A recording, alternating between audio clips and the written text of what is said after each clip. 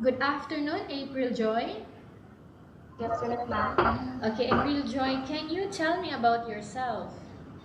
My name is April Joy Gonzales, 23 years old, single, from Barangay 8, Kabangkalan City, Okay, I have Philippines. a few questions for you to answer, April Joy, so let's start. Why do Yes, you ma'am. want to work as a maid? I want to work as a maid because I want to help my family in family financial problem, ma'am. Why you choose Malaysia when there is a lot of other country? Because I think Malaysia is a place where people is respectful and friendly. How are you qualified for this job?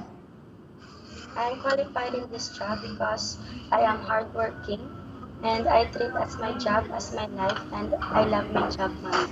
May I know what your educational level is? My education my educational level is undergraduate in college, ma'am. What is your recent working experience? My recent working experience is as a service crew in Jollibee. Service crew. Okay. Have you worked abroad before? No, ma'am.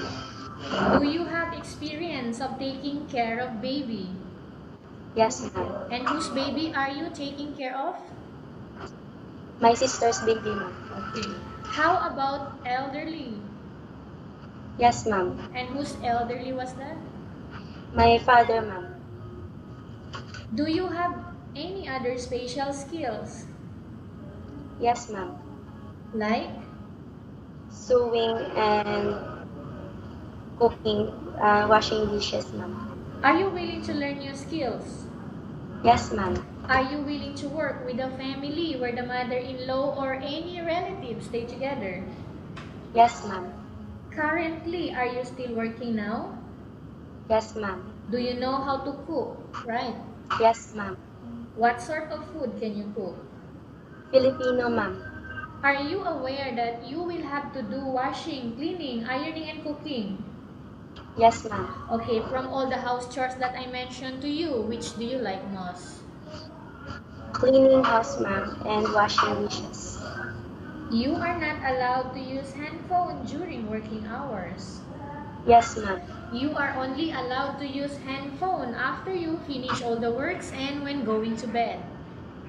Yes, ma'am. You are strictly needed to surrender the handphone to your employer in the morning and your employer will return back to you once you're going to bed.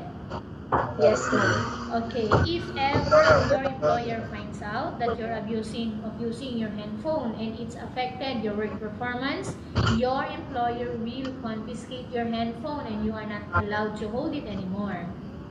Yes, ma'am.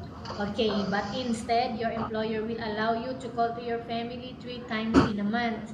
You only allowed to bring normal phone and you are not allowed to bring smartphone. Are you agreed for the terms and condition? Yes, ma'am. Are you agreed to the rules and regulation for the handphone? Yes, ma'am. How many years is the contract as you agreed and understands? 2 years, ma'am. Can you describe for me your ethics, your attitude? I am hardworking. I can do multitasking job, ma'am. How can you assure to us that you will work hard in Malaysia? As I said before, ma'am, I will work hard because my job is my life and I love my job, ma'am. Can you promise not to use the telephone without the permission of your employer? Yes, ma'am. Can you promise not to put on makeup but to dress properly while work? Yes, ma'am. Can you promise not to ask for advance salary from your employer under any circumstances? Yes, ma'am. Can you promise not to invite friends and relatives without the consent of your employer? Yes, ma'am. Can you promise not to, okay, give your telephone number to other neighbors? Yes, ma'am. Okay. Do you really understand of the rules and regulation of the agency? Yes, ma'am. Do you pay any placement fee for you to come to Malaysia to work as a maid? No, ma'am. Do you have any history of sickness, breast cancer, or any other illness?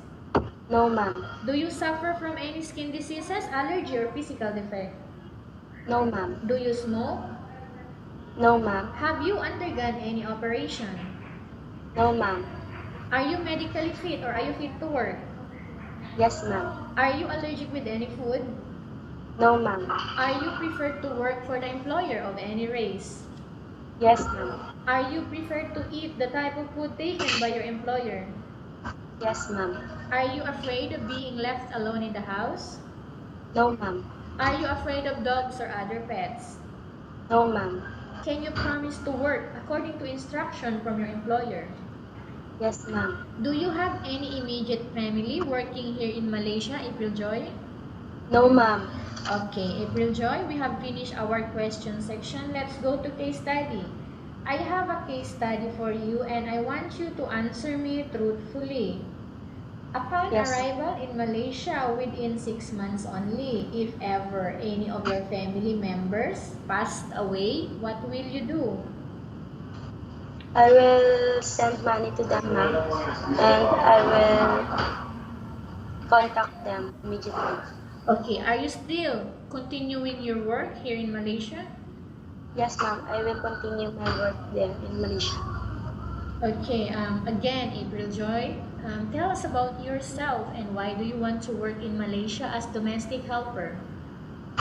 My name is Joy Gonzales, 23 years old, single, and I want to work there in Malaysia to help my family in family.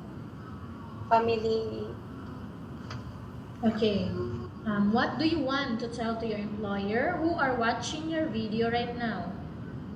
Um, I want to tell in my employer who is seeing my video right now that if ever they choose me, I will assure them that I am hardworking and I will do my job in any risk that I can do, ma'am.